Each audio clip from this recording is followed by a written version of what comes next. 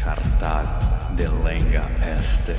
Urbe latericium evenit marmorem reliquit. Vini, vili, vec. Fabum esse suae cenque fortunae. Ceterum, censeum, Cartaginem F. delendem.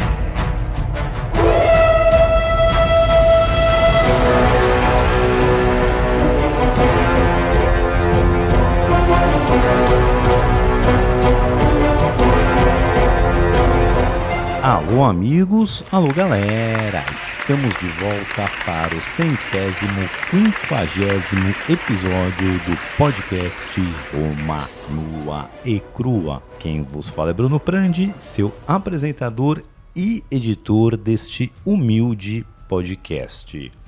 Um salve para os nossos apoiadores. Os nossos Augustos, Nicolas e Lucas Prandi. Os nossos Césares, César Casolari, Felipe Ferri, Yuri Base, Vanderlan Alves, Ricardo de Paula Alves e Pedro Bastos. Os nossos senadores, Henrique Vendramini, Alano Aleixo, Daniel Ferreira de Souza, Leandro Spitzer, João Gise, Sérgio de Souza Melo, Edson Luiz Alves, Marcos Brasolino. Recapitulando. Muito bem, pessoal. Semana passada vimos como Caecina e suas tropas conseguiram voltar para Gália após serem quase destruídos pelos germânicos na Batalha das Pontes Longas. E vamos para o episódio de hoje ver como foi a volta do germânico. Bora! Roma, Roma, Roma, Roma, nua e crua. Muito bem, pessoal. Estamos no segundo ano das campanhas do germânico na Germânia. No primeiro ano ele foi lá, destruiu algumas tribos na fronteira ali com a Gália. E no segundo, como a gente viu, ele foi adentrando mais no território germânico e destruindo ou submetendo as tribos germânicas ao jugo romano.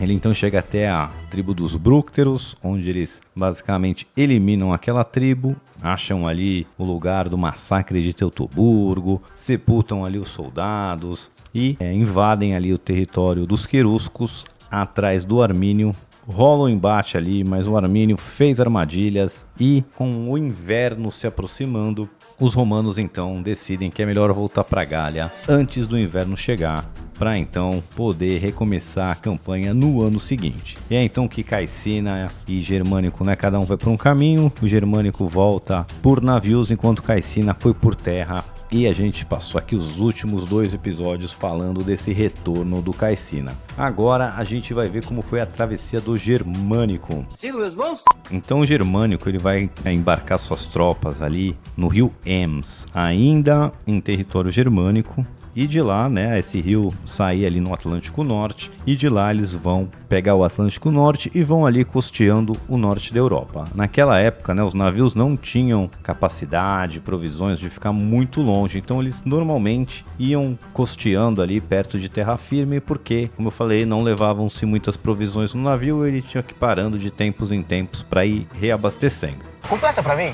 Completa pra mim.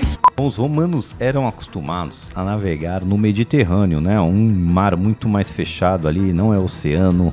As águas do Atlântico Norte são muito mais bravas, muito mais agitadas do que o Mediterrâneo, ventos muito mais fortes, etc.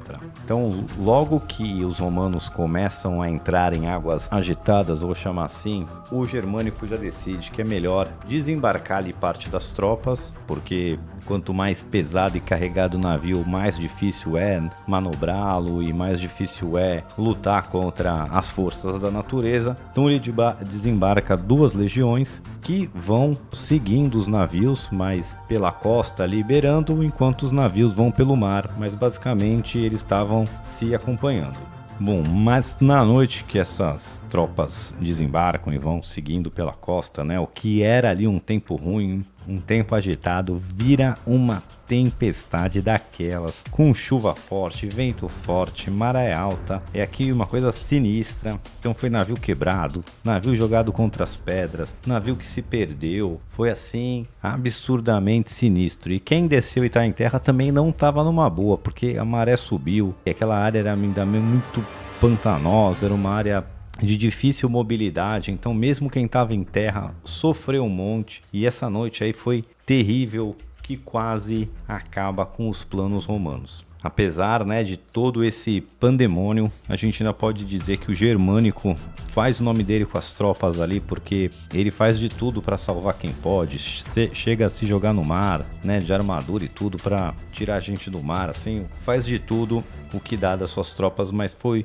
um belo desastre. Essa tempestade aí vai durar mais que uma noite, vai ser, assim, alguns dias de tempo terrível, com esse mar aí que joga a gente para tudo que é lado, afoga pessoas, até quem tá em terra se ferra. E quem tava lá na Gália, né, a Agripina, as outras tropas romanas, começa ali, essa tempestade também passa por eles, então começam os rumores que essa campanha foi pro vinagre, que deu tudo errado, que não tem como o Germânico e as tropas que estavam voltando de navio terem sobrevivido àquela tempestade. Começa a ver o rumor que todo mundo morreu, que tudo deu errado, e o pânico começa a se instaurar ali nas províncias da Gália. Mas apesar de todos os percalços aí de grandes perdas de vidas, numerosas perdas de vidas e perda de suprimento, né? Navios que se quebram, se perdem e tudo que tá lá dentro com eles. Então assim, foi quase uma catástrofe, mas aos trancos e barrancos, Germânico e o que sobrou das suas tropas ali, das suas legiões, conseguem chegar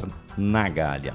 Então assim, só recapitulando aqui, a gente teve 2 anos, né, do Germânico já... 2 anos de campanha do Germânico na Germânia, quando eles estão atacando, sempre com sucesso, mas principalmente aí nesse segundo ano, a volta foi semi-catastrófica. Caecina sofre pesadas baixas com suas tropas voltando por terra, Germânico sofre pesadas baixas voltando pelo mar, e isso também ajuda a manter o espírito dos germânicos aceso contra a dominação romana, né? Então, apesar de estarem vencendo no campo de batalha, os romanos também estão tendo prejuízos enormes e um custo enorme nessas campanhas. Mas nem tudo são notícias ruins. A comunicação ali da época ainda era precária, então assim, essas notícias demoram a chegar de um lado para o outro. As notícias que se espalharam por Roma e pelas outras províncias foi a notícia do sucesso dos germânicos, né? Então, essas campanhas onde eles foram destruindo várias tribos, recuperando águias, capturaram ali a esposa do Armínio. Então assim, as províncias e Roma, como demora para chegar as informações, não estão sabendo desses semi-desastres aí que aconteceram. E o que acontece é que essas províncias, a saber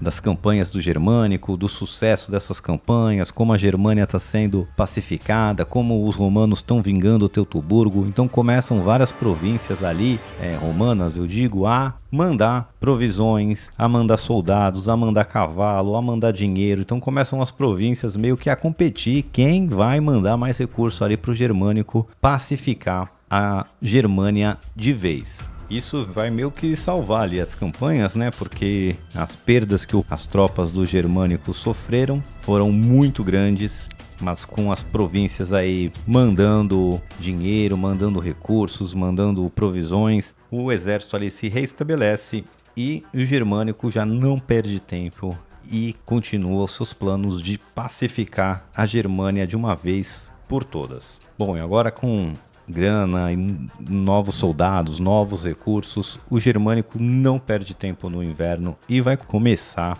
a construir uma frota gigantesca. Os romanos vão passar o inverno construindo navios, cortando florestas ali no território da Germânia, ali na fronteira com a Gália, para usar essa madeira e tudo. Então assim, eles vão construir uma marinha ali de cerca de 1000 embarcações. Olha o tamanho dessa armada que eles estão construindo. A ideia era no próximo ano começar, né, outra campanha no território germânico, e mais do que levar tropas de um lado para o outro, né, essa armada aí de mais de 1000 navios, a principal função dela era ser a linha de suprimentos. E por quê? Não sei. Bom, como a gente já viu, o território da Germânia é grande, é pouquíssimo desenvolvidos para padrões romanos ali, ou seja, não tem estradas, não tem muitas pontes, tem muita floresta, muito pântano, é muito difícil a logística e a ideia é usar o Mar do Norte e os rios navegáveis da Germânia para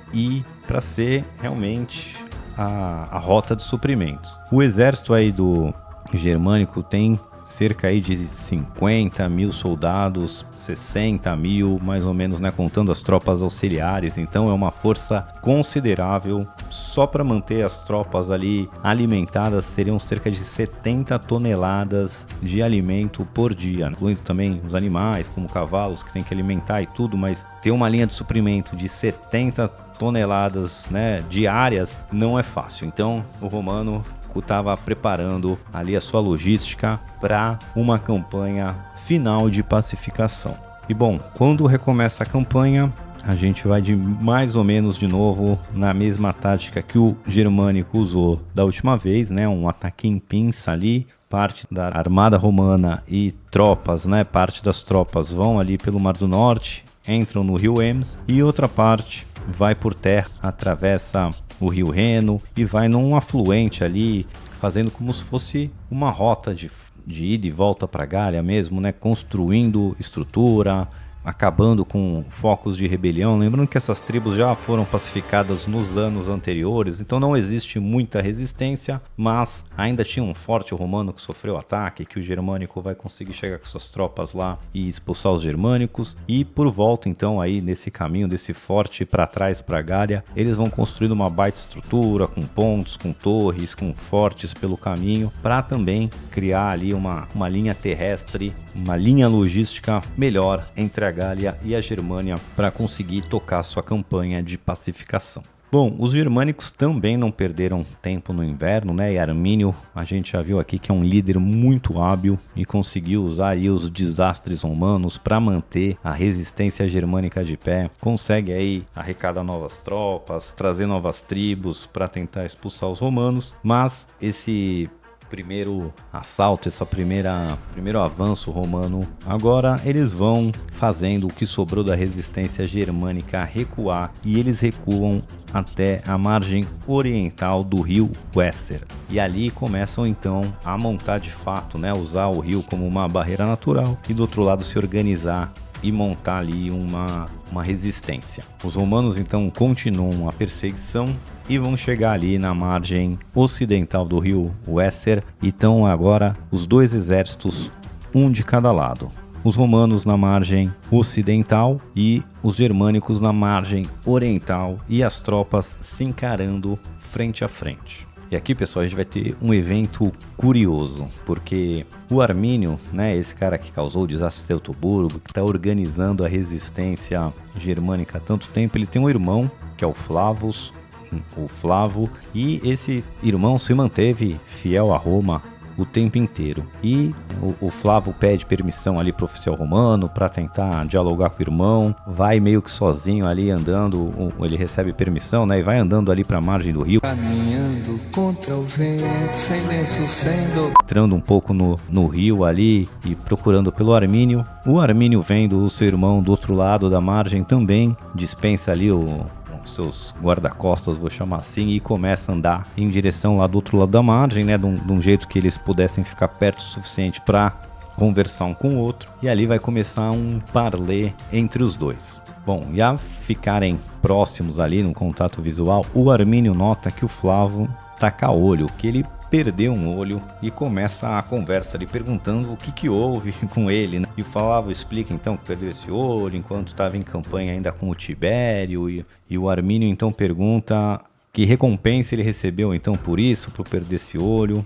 O Flavo responde que recebeu bônus, que recebeu aumento de pagamento, que recebeu coroa de grama e outras honrarias ali militares. E o Armínio dá uma cutucada dizendo que isso são recompensas de um servo, o que vale mesmo é a liberdade. E aí desse ponto em diante, os dois meio que começam a tentar cada um argumentar, né, O Armínio tentando convencer o Flavo a abandonar os romanos e se juntar à rebelião. Diz que ele, não pode esquecer dos seus ancestrais, que ele não pode esquecer dos seus deuses, que ele não pode esquecer da sua cultura, e principalmente não pode abandonar sua liberdade, enquanto o Flavo tenta convencer o Armínio que rebelião contra os romanos não vai levar a nada, que tudo que ele vai conseguir vai ser desastre, fome, destruição da Germânia e da cultura germânica, e que o castigo do César é sempre violentíssimo, mas que os romanos também são sempre benevolentes com quem se entrega, com quem se submete a eles. E ele diz ainda, que ele pode reaver sua esposa, seu filho que foi capturado pelos romanos, que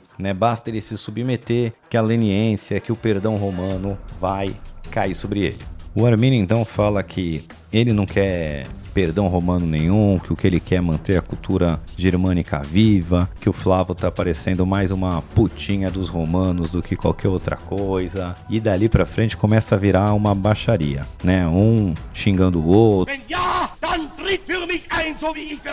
trocando aquelas ofensas todos, e o Flávio fica tão revoltado ali que ele pede as armas dele, quer entrar ali num confronto 1 a 1, chama o irmão pro confronto 1 a 1. O Armínio aceita, meio que vai começar ali um duelo entre os dois, O Flávio começa a pedir as armas e o Armínio também começa a pedir suas armas e começa a entrar mais, cada um adentrar mais pro meio do rio ali da sua margem. E no meio dessa patifaria toda aí vem um oficial romano e tira o Flavo dali, retira ele, puxa ele de volta ali para as tropas, mas o clima azedou de vez. Nenhum lado consegue convencer o outro a desmobilizar, a fazer um acordo, e agora uma batalha está iminente. Bom, os dois exércitos agora estavam frente a frente, e essa é uma oportunidade que o germânico não quer perder. Então o que ele faz é manda destacamentos de cavalaria, tanto ali um ir para subir o rio, o outro descer o rio, um para o norte, outro para o sul, assim, para eles procurarem achar um ponto melhor de travessia, enquanto a maior parte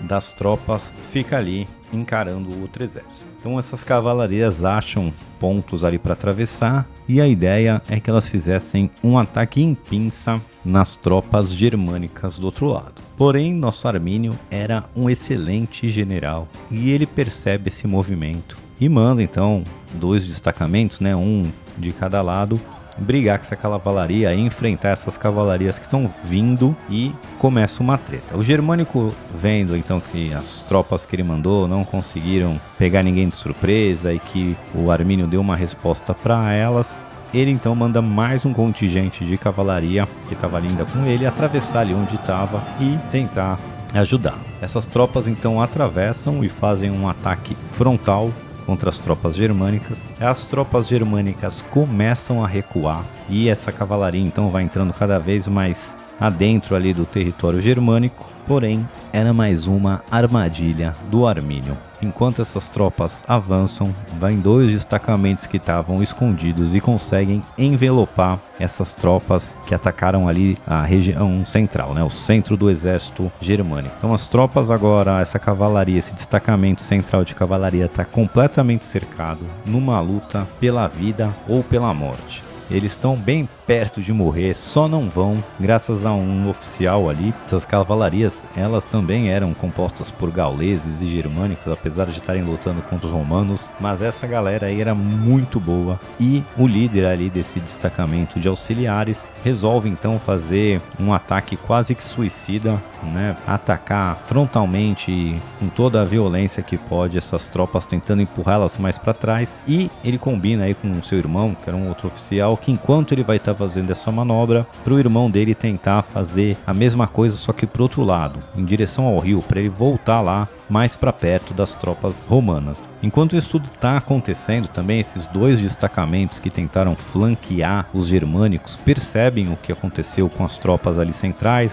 que eles caíram numa armadilha, que eles estão cercados, e eles também dos 2 lados ali conseguem destacar alguns cavaleiros e mandar ali para tentar resgatar essa galera que tinha sido envelopada. Então tá 3 destacamentos de cavalaria diferentes, né? Cada um lutando ali, vou chamar no norte, no sul e no meio. E essa do meio é onde tá a pior situação. Mas com essa manobra aí do oficial que faz um ataque suicida frontal, traindo a atenção dos germânicos, enquanto seu irmão faz um ataque na retaguarda para conseguir quebrar ali o cerco e fugir, né? Essas cavalarias também dos outros 2 contingentes também vão ajudar, então conseguem ali liberar essa galera. Enquanto tudo isso estava rolando também, o que o germânico fez para aproveitar foi, ele atravessou suas tropas, né? As legiões, as infantarias, ele atravessa ali o rio Weser, só que em vez de engajar de vez, ele começa a construir um forte ali do lado oriental, né, onde os germânicos estavam dominando antes. Ele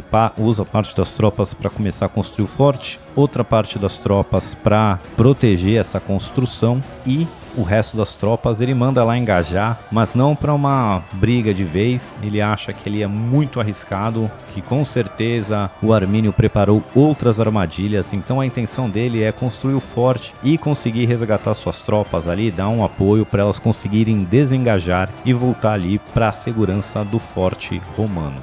Bom, então o que os romanos conseguiram com essa batalha foi basicamente atravessar o rio Weser, montar ali um forte na outra margem, né, na margem oriental, onde estavam os germânicos. Eles então têm agora um ponto de segurança, conseguem desengajar, voltar ali para o forte, né, já estava ficando tarde da noite, também os germânicos também batem em retirada, mas os romanos não perseguem, porque, né, como eu falei, já imagina que tem uma armadilha. Mas de noite ali já dentro do forte, alguns germânicos capturados ou um desertor contra pro germânico ali, para os romanos, que os germânicos, é difícil chamar germânico e os germânicos, né, mas que os alemães ali, que o povo da Germânia, que as tribos germânicas estão preparando um grande ataque, ou pro começo da manhã, ou ainda na noite do forte, que as tropas germânicas não querem perder também a oportunidade e pegar os romanos desprevenidos. O germânico romano, então, aí o nosso príncipe romano, ele manda espiões e scouts ali para averiguar essa informação, e os scouts e os espiões romanos descobrem que sim, os germânicos estão se mobilizando para atacar o forte. Bom, o germânico então, sabendo que pode sofrer um ataque de noite, no começo da manhã, que as tropas germânicas são, como eu falei, né, o povo germânico era maior que os romanos, mais forte, tá no terreno deles, sabiam usar o terreno deles a favor, já teve o desastre de Teutoburgo, então o germânico quer saber como as tropas dele estão realmente pensando. Ele deixa ali sua roupa imperial, toda a sua pompa, se veste como um soldado raso e vai pro acampamento ali, começa a ficar rondando as barracas, ver o que os soldados estão fazendo, como tá a moral, e ele percebe que a moral dos romanos tá muito alta. Né, ele ouve os romanos elogiando o germânico como líder, né, então ele ouve ali elogios para ele, ele ouve os romanos com sede de vingança, querendo pegar os germânicos e pacificá-los de uma vez por todas, e isso então o convence que tá certo de se manter ali e se preparar para o ataque germânico. E como vai ser esse ataque? Não sei. Bom, pessoal, isso fica para uma próxima, porque por hoje é só. Fique com a gente e até!